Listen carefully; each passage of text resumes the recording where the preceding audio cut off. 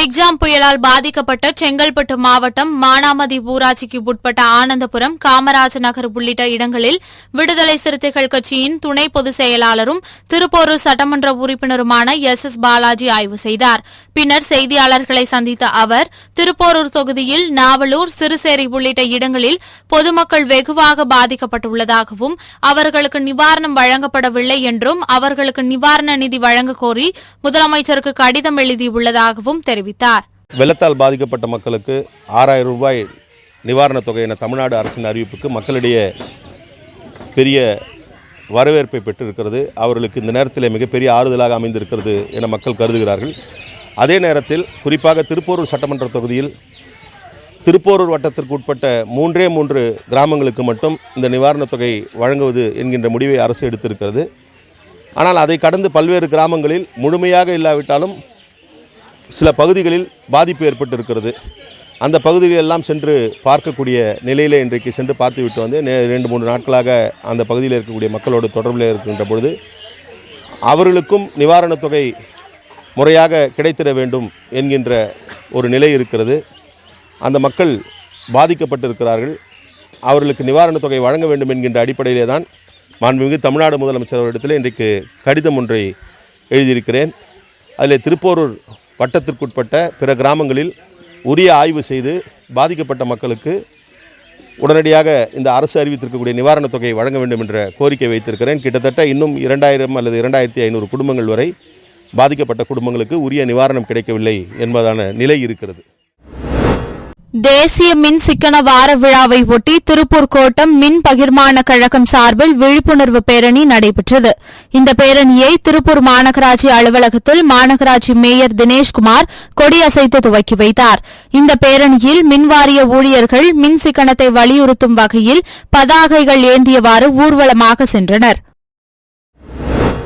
விருதுநகர் மாவட்டம் வத்திராயிருப்பு தாலுகாக்கு உட்பட்ட கீழ்கோட்டையூர் கிராமத்தில் கடந்த 6 ஆண்டுகளுக்கு முன்பு அரசு நடுநிலைப் பள்ளியாக செயல்பட்டு வந்த நிலையில் கடந்த 2018ஆம் ஆண்டு உயர்நிலைப் பள்ளியாக தரம் உயர்த்தப்பட்டது.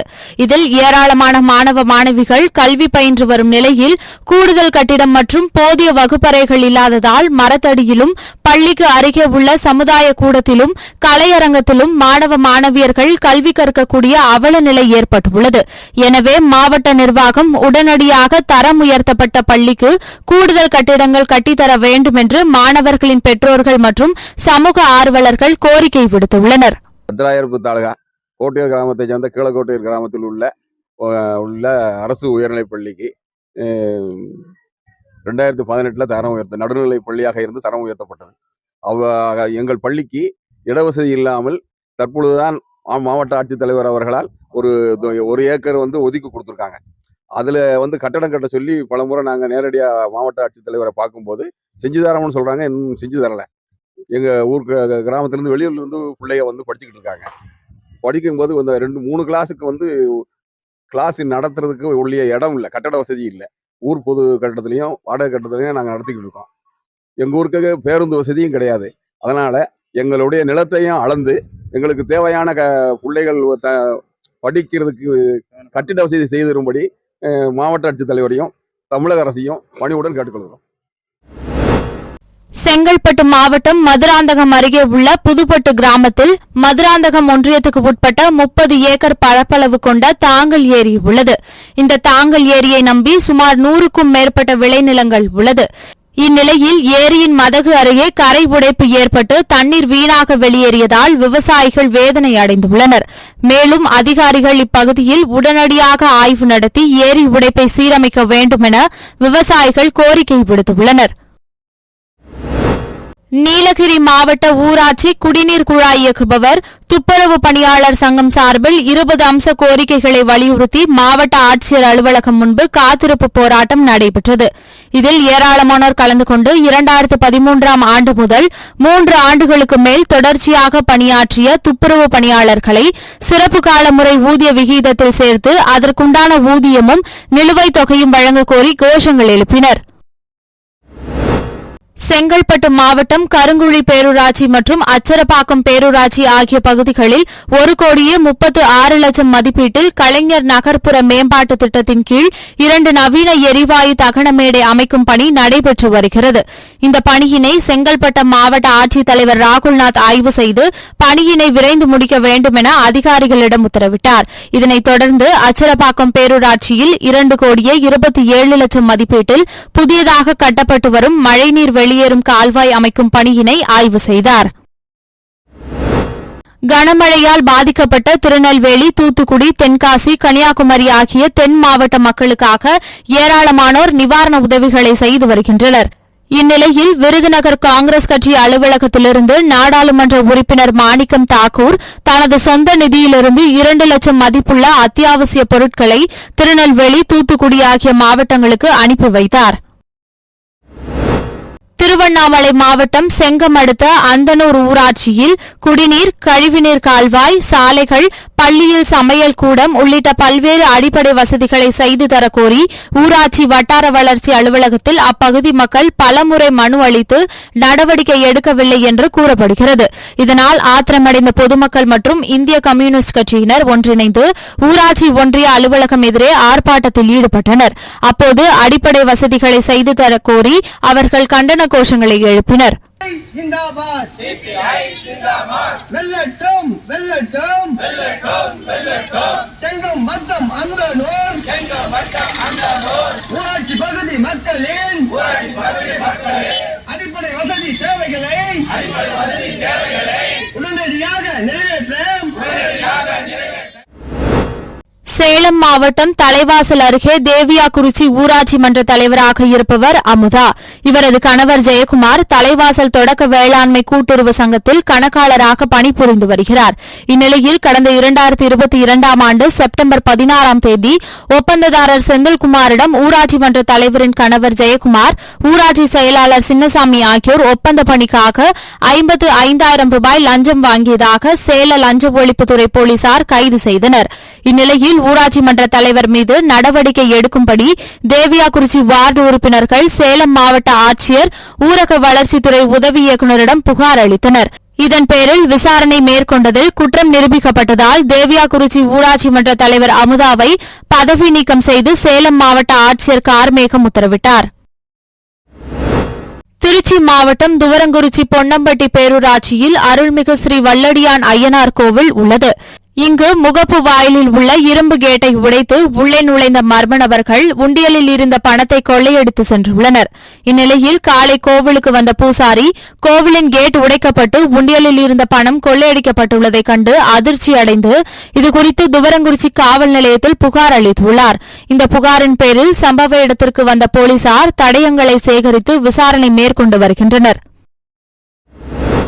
கடலூர் மாவட்டம் சிதம்பரம் தெற்கு ரத வீதியில் அமைந்துள்ள தனியார் திருமண மண்டபத்தில் சிதம்பரம் நகராட்சிக்கு உட்பட்ட வார்டு மக்களுக்கான மக்களுடன் முதல்வர் என்ற மக்கள் குறை கேட்பு சிறப்பு முகாம் நடைபெற்றது.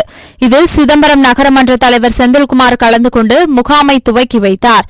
இம்முகாமில் நகராட்சி, சமூக நலத்துறை, காவல்துறை, வேலைவாய்ப்புத்துறை, மின்சார வாரியம், இ சேவை மையம் உள்ளிட்ட 13 துறைகள் அரங்குகள் அமைத்து பொதுமக்களிடமிருந்து புகார் மனுக்களை பெற்றனர். தஞ்சை மாவட்டம் கும்பகோணத்தில் அகில இந்திய எல்ஐசி முகவர்கள் லிகாய் சங்கம் சார்பில் 20வது அமைப்பு தினத்தை முன்னிட்டு சங்கத்தின் கொடியேற்றி இனிப்புகள் வழங்கும் நிகழ்ச்சி நடைபெற்றது.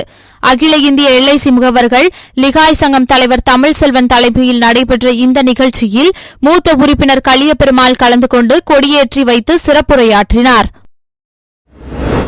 திருப்பத்தூர் மாவட்டம் நாற்றம்பள்ளி அடுத்த ஜங்கலாபுரம், குடியானகுப்பம், மண்டலவாடி, லட்சுமி நகர், பெரியகரம், லக்கிநாயக்கன்பட்டி, பாச்சல், அகரம் உள்ளிட்ட 14 இடங்களில் தலா ரூபாய் 30 லட்சம் மதிப்பீட்டில் மொத்தம் 4.20 கோடி ரூபாய் செலவில் புதியதாக கட்டப்பட்ட புதிய துணை சுகாதார நிலையம் திறப்பு விழா நடைபெற்றது.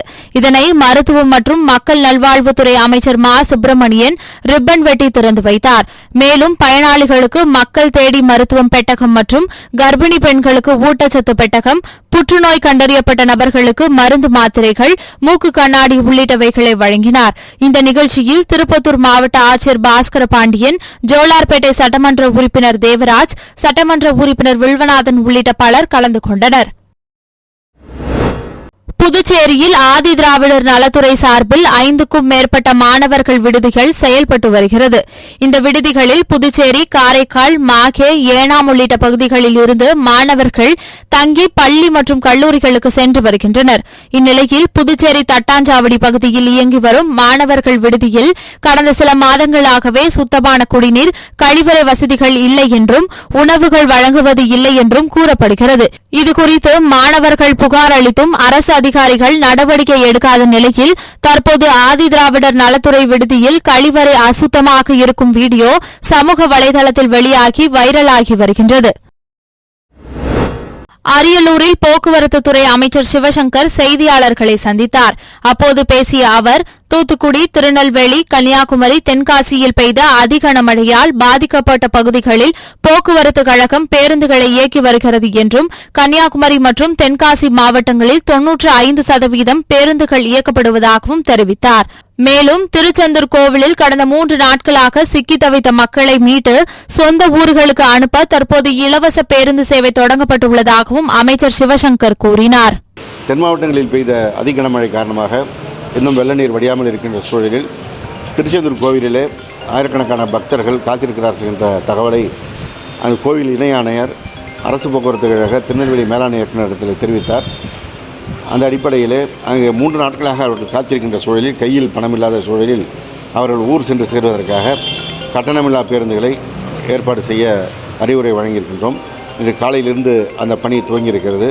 ஏற்கனவே இந்த வெள்ளம் பாதிப்பு ஏற்பட்ட நேரத்திலிருந்து எங்கெங்கே மக்கள் தவிக்கிறார்களோ அவர்களை எல்லாம் மீட்டு வருவதற்கான நடவடிக்கை அரசு போக்குவரத்து கழகத்தினுடைய மேலாண் இயக்குநர் துவங்கி கண்டக்டர், டிரைவர் வரை எல்லோருமே அந்த பணியை செய்து கொண்டிருக்கின்றார்கள். அன்றைக்கு கனமழை பெய்த நேரத்திலேயே நாடாளுமன்ற உறுப்பினர் மரியாதைக்குரிய கனிமொழி அவர்கள் இது குறித்து தகவல் தெரிவித்தார்கள். திருநெல்வேலியிலிருந்து திருச்செந்தூர் செல்கின்ற பாதை முழுவதுமாக அறுபட்டு போயிருந்த நேரத்தில் அங்கே பயணிகள் தவித்து கொண்டிருப்பதை தெரிவித்தார்கள். உடனடியாக அந்த பயணிகள் எல்லாம் திருநெல்வேலி சென்று சேர்வதற்கு கட்டணமில்லா பேருந்து ஏற்பாடு செய்யப்பட்டது. அதேபோல் ஸ்ரீவைகுண்டம் ரயில் நிலையத்திலே 3 நாட்களாக ரயில் நிலைய இந்த வெள்ள நீரால் பாதிக்கப்பட்டு காத்திருந்த பயணிகள் மீட்கப்பட்டவுடன் அவர்கள் ஊர் சென்று சேருவதற்கும் அரசு போக்குவரத்து கழகம் தங்களுடைய பேருந்துகளை ஏற்பாடு செய்தார்கள். இன்றைக்கும் அந்த பணி நடைபெற்று கொண்டிருக்கிறது. தென்காசி மாவட்டத்திலும் கன்னியாகுமரி மாவட்டத்திலும் முற்றுமாக வெள்ள நீர் வடிந்திருக்கின்ற காரணத்தினால் 95% பேருந்துகள் அங்கே இயக்கப்படுகின்றன. தூத்துக்குடி மற்றும் திருநெல்வேலி மாவட்டத்தில் வெள்ள நீர் வடிய போக்குவரத்து சேவை முழுவதுமாக சரி செய்வதற்கான நடவடிக்கை எடுக்கப்பட்டு வருகிறது. சுதந்திர போராட்ட வீரர் வெண்ணிக்காலடியின் 263வது நினைவு தினத்தை ஒட்டி தென்காசி மாவட்டம் சங்கரன் கோவில் அருகே உள்ள பச்சேரி கிராமத்தில் அமைந்துள்ள வெண்ணிக்காலடியின் அவரது திருவுருவ படத்திற்கு வருவாய் மற்றும் பேரிடர் மேலாண்மை துறை அமைச்சர் KKSSR ராமச்சந்திரன், மாவட்ட ஆட்சித்தலைவர் துரை ரவிச்சந்திரன், சங்கரன் கோவில் சட்டமன்ற உறுப்பினர் ராஜா, வாசுதேவநல்லூர் சட்டமன்ற உறுப்பினர் சதன் திருமலைக்குமார் ஆகியோர் மலர் மாலை அணிவித்து மரியாதை செலுத்தினர். தூத்துக்குடி, திருநெல்வேலி, தென்காசி மற்றும் கன்னியாகுமரி ஆகிய 4 மாவட்டங்கள் டிசம்பர் 17 மற்றும் 18 ஆகிய தேதிகளில் பெய்த கனமழையின் காரணமாக கடுமையாக பாதிக்கப்பட்டுள்ளன. பல பகுதிகள் வெள்ளத்தில் மூழ்கியுள்ளன. தொடர்ந்து தென் மாவட்டங்களில் மீட்புப் பணிகள் நடைபெற்று வருகின்றன.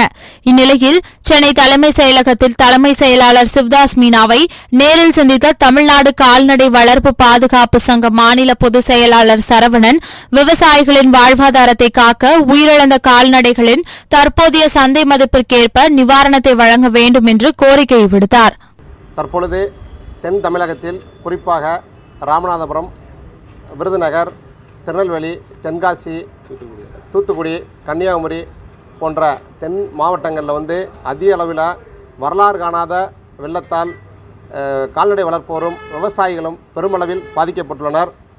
இது சம்பந்தமாக தமிழக அரசு எவ்வாறு சென்னையில் விரைந்து செயல்பட்டு மக்களை காப்பாற்றினார்களோ அதே போன்று அங்கு பாதிக்கப்பட்டுள்ள குறிப்பாக அந்த கால்நடை வளர்ப்போரை அவர்கள் நாடோடிகளாக மாவட்டம் விட்டும் மாவட்டம் சென்று அவர்கள் காடுகளிலே ஆடு மேய்க்கின்ற பொழுது தற்பொழுது ஏற்பட்டுள்ள பெரும் வெள்ளத்தால் பெருமளவில் பாதிக்கப்பட்டு சாப்பிட உணவில்லாமல் தொலைபேசிகள் துண்டிக்கப்பட்டு மிகவும் ஒரு துயரமான ஒரு கஷ்டமான சூழ்நிலையில் இருந்து கொண்டிருக்கின்றார்கள். எனவே அவர்களை காப்பாற்றுவதற்கு நம்முடைய மாண்புமிகு தமிழகத்தினுடைய முதலமைச்சர் அவர்கள், தமிழக அரசானது விரைந்து நடவடிக்கை எடுத்து அவர்களுக்கு அந்த இறந்து போன ஆடுகளுக்கு உரிய நிவாரணம் வழங்க வேண்டும். குறிப்பாக தற்பொழுது 10,000க்கும் மேற்பட்ட ஆடுகள் வந்து அதற்கான புள்ளி விவரங்கள், யார் யாருடைய ஆடுகள் பாதிக்கப்பட்டிருக்கு, யார் யார் பாதிக்கப்பட்டிருக்காங்க போன்ற விவரங்கள் என்னிடமே உள்ளன. எங்களுடைய சங்கத்தை சார்ந்தவர்களே நெருக்கி 10,000க்கும் மேற்பட்ட ஆடுகள் வந்து பாதிக்கப்பட்டு அதிகமான மக்கள் பெரும் துயரத்தில் காடுகளில் வந்து தவித்து கொண்டிருக்கின்றார்கள். அவர்களுக்கு நாங்களும் எங்கள் சங்கத்தை சார்ந்தவர்களும் முடிந்தளவு அங்கே உணவுகளையும் அதையும் நாங்கள் வழங்கிட்டு வர்றோம். எனவே பேரிடர் மீட்புக் குழுவை அனுப்பி விரைந்து இந்த மக்களை காப்பாற்ற வேண்டும் என்று நாங்கள் இன்றைய தினம் மாண்புமிகு தமிழகத்தினுடைய முதலமைச்சர் தனிப்பிரிவிலும் மாண்புமிகு தலைமைச் செயலாளர் அவர்களிடத்திலும் நாங்கள் இன்றைய தினம் மனு அளித்துள்ளோம். எங்களுடைய சங்கத்தினுடைய சட்ட வல்லுநர்களோடு வந்து இன்றைய தினம் மனு அளித்துள்ளோம் என்பதை இந்த நேரத்தில் தெரிவித்துக் கொள்கிறேன். நீலகிரி மாவட்டம் முதுமலை புலிகள் காப்பகத்திற்கு உட்பட்ட வனப்பகுதி அடர்ந்த வனப்பகுதியை கொண்டுள்ளது. இந்த வனப்பகுதியில் யானை, புலி, மான், சிறுத்தை, கரடி, காட்டெருமை உள்ளிட்ட ஏராளமான வனவிலங்குகள் உள்ளது. இந்நிலையில் முதுமலை புலிகள் காப்பகத்திற்கு உட்பட்ட வனப்பகுதியில் கடந்த சில நாட்களாக பெய்து வந்த மழை காரணமாக வனவிலங்குகளின் நடமாட்டம் அதிகரித்தும் அவ்வப்போது சாலை ஓரங்களில் உலா வருவதும் வழக்கமாக உள்ளது. இந்நிலையில் முதுமலை புலிகள் காப்பகத்திற்கு உட்பட்ட வனப்பகுதியில் அமைந்துள்ள மசினகுடியிலிருந்து உதகை செல்லும் சாலையில் உலா வந்த புலியை அவ்வழியாக வாகனத்தில் வந்த வெளிமாநில சுற்றுலா பயணிகள் கண்டு ரசித்தும் வீடியோ பதிவு செய்து சமூக வலைதளங்களில் வெளியிட்டுள்ளனர். இந்த வீடியோ தற்போது வைரலாகி வருகிறது. நெல்லை மாவட்டம் திசையன்விளை அடுத்த ஆயன்குளத்தில் அதிசய கிணறு உள்ளது. தற்போது அப்பகுதியில் பெய்த வரலாறு காணாத மழையால் அதிசய கிணறு நிரம்பியது. இதனால் அதிர்ச்சியடைந்த விவசாயிகள் மற்றும் பொதுமக்கள் பார்வையிட்டு அப்பகுதியில் வெள்ளத்தால் அடைக்கப்பட்டிருந்த மண் அடைப்பை நீக்கி சரி செய்ததை தொடர்ந்து இன்று காலை முதல் மீண்டும் கிணறு அனைத்து வெள்ள நீரையும் வழக்கம் போல் உள்வாங்கி வருகிறது. இதனால் அப்பகுதி விவசாயிகள் மகிழ்ச்சி அடைந்துள்ளனர். விருதுநகர் மாவட்டம் ராஜபாளையம் அருகே தெற்கு வெங்காநல்லூர் பகுதியில் கடந்த 3 நாட்களுக்கு முன்பு பெய்த கனமழையின் காரணமாக பெரியகுளம் கண்மாய் நிரம்பி ஊருக்குள் மழைநீர் புகுந்தது. இதனால் தற்காலிக பாலம் வெள்ளத்தில் அடித்து செல்லப்பட்டதால் 3 நாட்களாக பொதுமக்கள் மற்றும் பள்ளி செல்லும் மாணவ மாணவிகளின் அன்றாட வாழ்க்கையை முடக்கியுள்ளது. தூத்துக்குடி மாவட்டத்தில் கடந்த 2 நாட்களுக்கு முன்பு பெய்த கனமழை காரணமாக மாநகரின் பல்வேறு பகுதிகளை மழைநீர் சூழ்ந்து பொதுமக்கள் இயல்பு வாழ்க்கை பாதிக்கப்பட்டுள்ளது. இந்நிலையில் பொதுமக்கள் தங்களது அத்தியாவசிய தேவைகளுக்காக இருசக்கர வாகனம் உள்ளிட்ட வாகனங்களில் பொருட்களை வாங்க வந்த நிலையில் தூத்துக்குடி மாநகரில் உள்ள அனைத்து பெட்ரோல் நிலையங்களிலும் மழைநீர் வடியாததால் மூடப்பட்டுள்ளது. இதனால் பெட்ரோல் நிலையங்களுக்கு பெட்ரோல் போட வந்த பொதுமக்கள் ஏமாற்றத்துடன் திரும்பி சென்றனர்.